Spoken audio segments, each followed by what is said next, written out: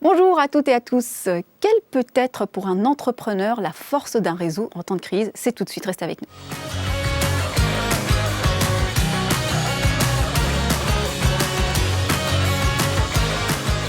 Bonjour à toutes et à tous, bienvenue dans l'émission Businesswoman. En ces temps de crise sanitaire, nous vivons tous des moments difficiles. Comme tout le monde, les dirigeants d'entreprise doivent faire face à des situations délicates, réorganisation de l'entreprise, moins de clients, voire moins de collaborateurs.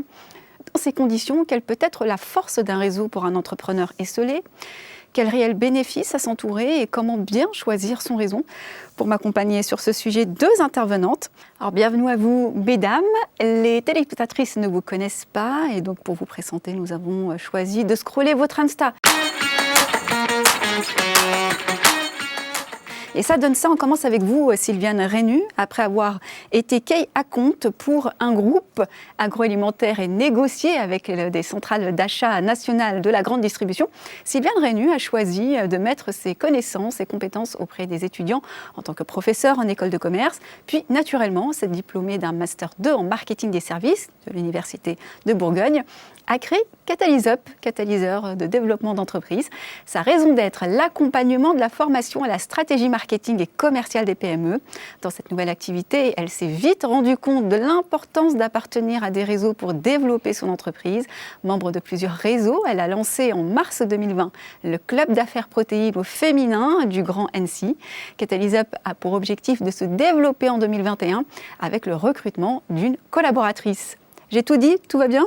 C'est parfait. Quel parcours? Vous arrivez à trouver le temps de faire tout ça? Oui, en fait, finalement, on se rend compte que quand on a plusieurs objectifs, plusieurs missions, on trouve du temps, peut-être moins de temps perdu. On passe moins de temps sur des tâches qui sont peut-être moins efficientes et finalement, on y arrive. Une tâche en nourrit une autre, une activité en nourrit une autre. On s'organise mieux, c'est ça le secret. Aussi. Allez, on passe à vous, Jennifer. Donc, Jennifer Plaisant a aujourd'hui 43 ans et une carrière d'environ 15 ans dans le monde des sociétés de services informatiques. Après 6 ans à la direction commerciale des CS2I, elle décide de passer un diplôme de conception architecture d'intérieur. En 2017, elle crée son entreprise pour accompagner les PME dans l'aménagement, l'organisation et la décoration de leur espace de travail. Depuis 3 ans, elle s'occupe donc des locaux de PME qui souhaitent améliorer l'environnement de travail de leurs collaborateurs. Pendant le premier confinement, son mari apprend sa mutation en Haute-Savoie. Depuis septembre 2020, sa petite entreprise prend désormais ses marques dans cette nouvelle et belle région. Alors comment ça se passe dans cette région d'Annecy ? Bien. J'imagine, c'est magnifique. Oui, c'est une magnifique région. Après, faut apprendre à connaître les codes de la région, mais ça se passe bien pour le moment. Bien, parfait. On passe tout de suite au libre-échange.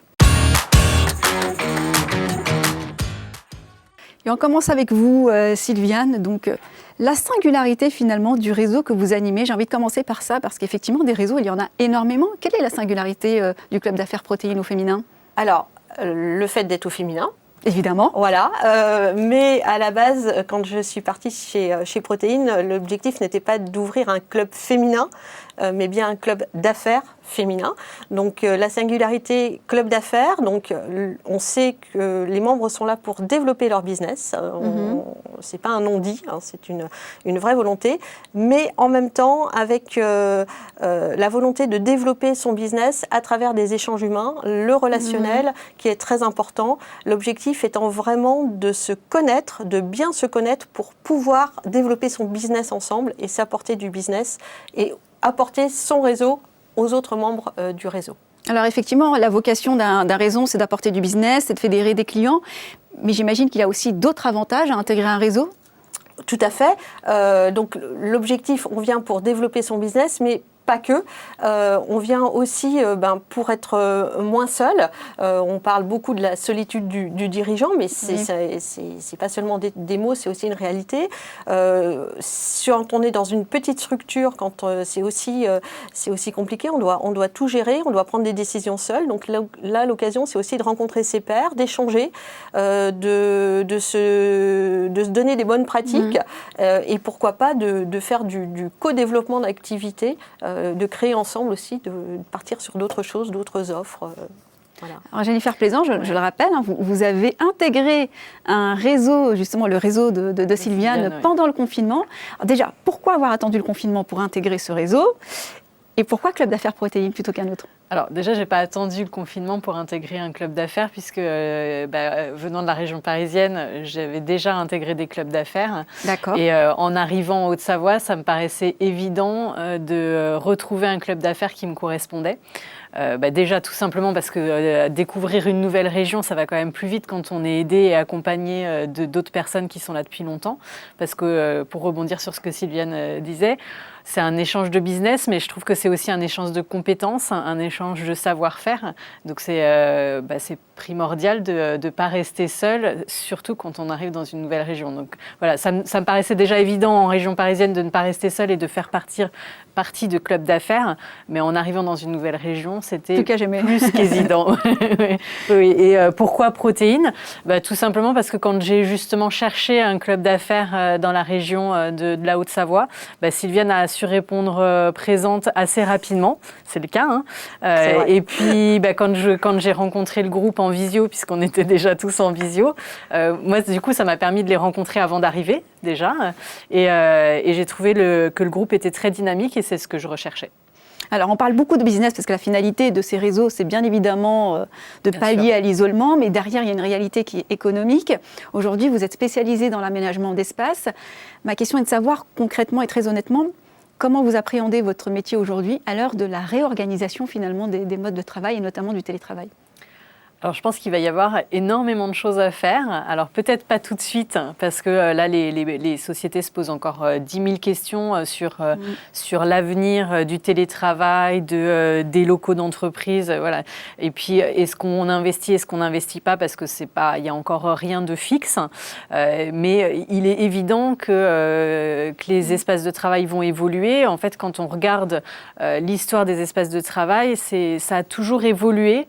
En lien avec ce qu'on vivait. Il y a eu une révolution numérique, les espaces de travail ont évolué également. Donc là, il y a une révolution qui est en train de se mettre en place. Donc c'est évident que les espaces de travail vont évoluer. Donc pour le moment, c'est assez calme, mais on prend nos marques et je pense qu'il y aura énormément de choses à faire quand tout le monde aura pris ses marques et qu'on saura où on va. Et finalement, j'imagine qu'il n'y a pas que les espaces de travail qui ont évolué.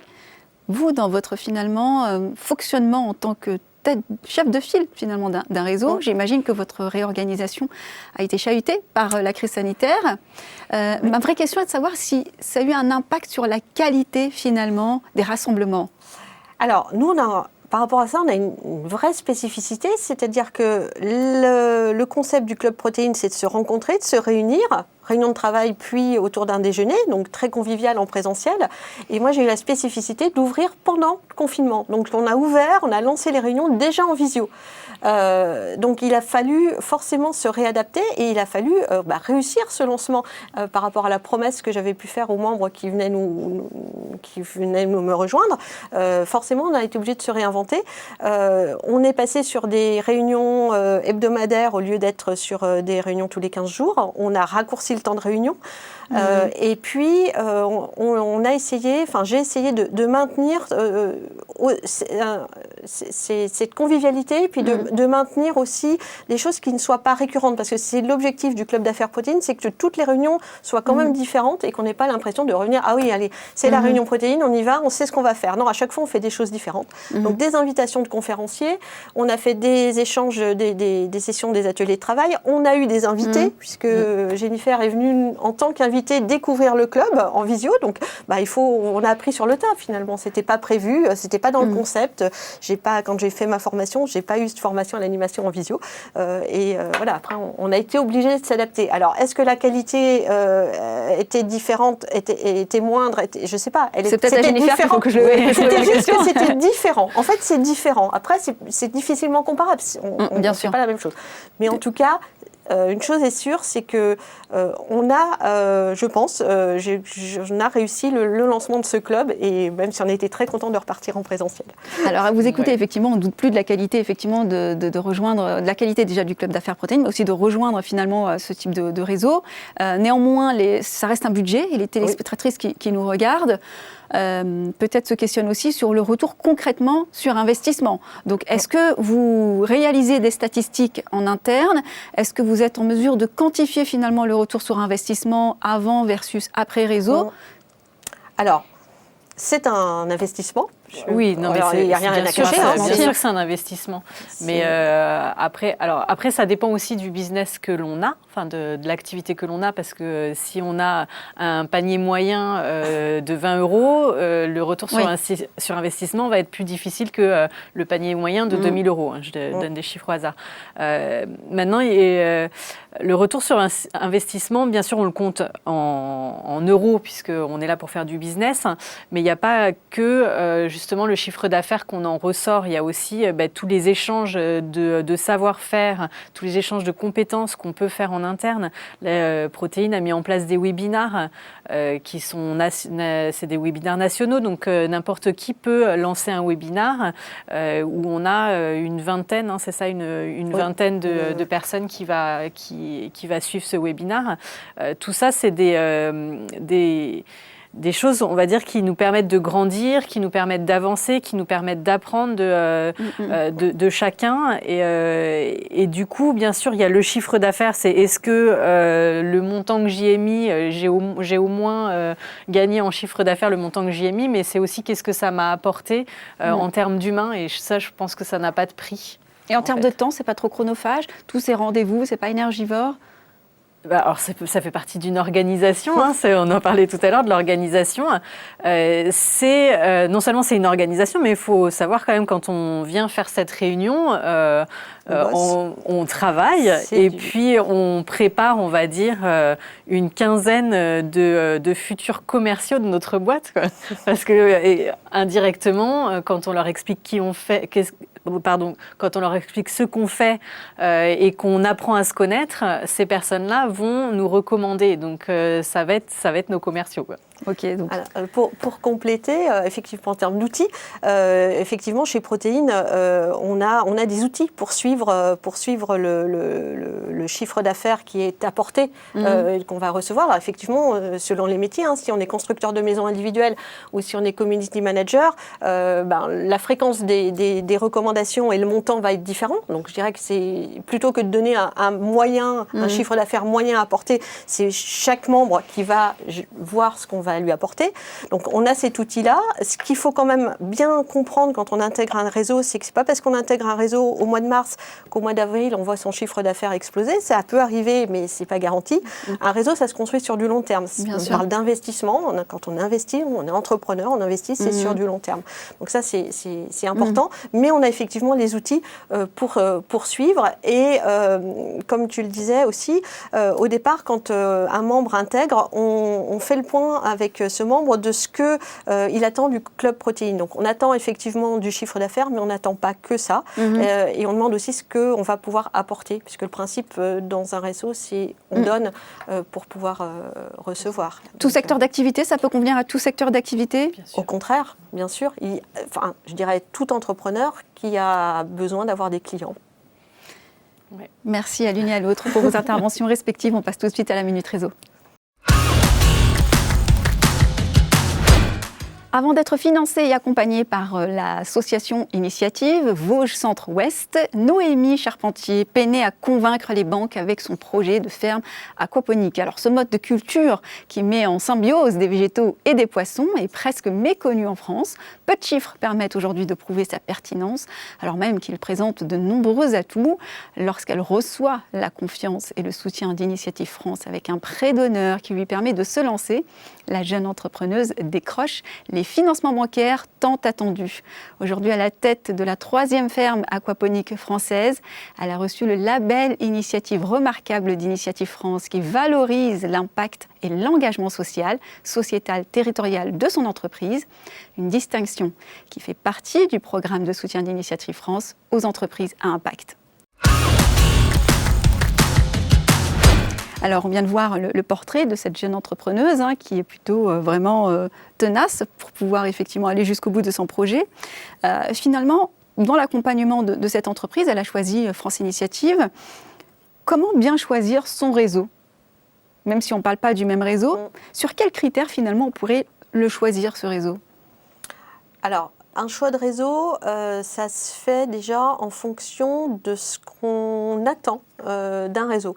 Et ce qu'on attend d'un réseau n'est pas forcément la même chose à tous les stades de la vie de l'entreprise ou de l'entrepreneur.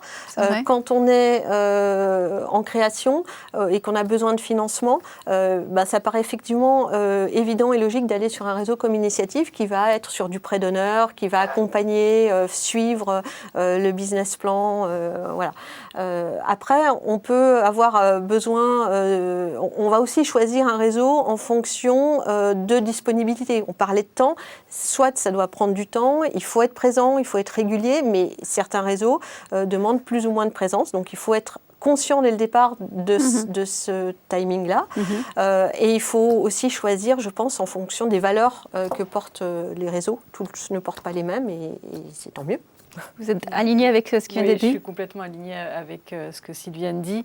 Je crois qu'on choisit aussi beaucoup son réseau par rapport aux membres des groupes. C'est pour ça qu'en général, il faut quand même en faire plusieurs pour ressentir l'ambiance qu'il y a au sein du groupe. Donc il y a l'ambiance, mais il y a aussi les métiers finalement qui s'y trouvent. Encore une fois, on est là pour faire du business et c'est vrai quand on a des métiers qui s'y trouvent, qui sont complémentaires, on sait que ça va aller d'autant plus vite que si les métiers sont très éloignés les uns des autres. Alors même si quand les métiers sont éloignés, on apprend plein de choses et on peut quand même s'échanger du business, même si des fois ça paraît pas si évident. Mais il est vrai que quand on a une sphère qui est très proche de son métier, on sait que ça va aller vite, quoi. Alors, dernière question avant de conclure. Les 3 qualités requises pour performer quand on est entrepreneur, l'une et l'autre. Allez, Jennifer. Ténacité, capacité d'adaptation oui. et capacité à développer son réseau. Bien, Sylviane. Bien connaître ses valeurs, ne pas rester seul, voilà, donc le réseau. Et puis... troisième, je sais pas, tout est important. La ténacité, le courage, l'organisation, la résilience, plus que jamais. Oui, aussi. Ne pas rester seul, ouais, ça c'est super, c'est vraiment important. C'est vraiment important. Ce seront les mots de la fin. Merci l'une et l'autre de nous avoir accompagnés tout au long de cette émission. Merci à vous de nous avoir suivis. On se retrouve bientôt pour un prochain numéro, bien sûr, Businesswoman. Entre-temps, n'hésitez pas à liker nos pages Facebook et YouTube. À bientôt.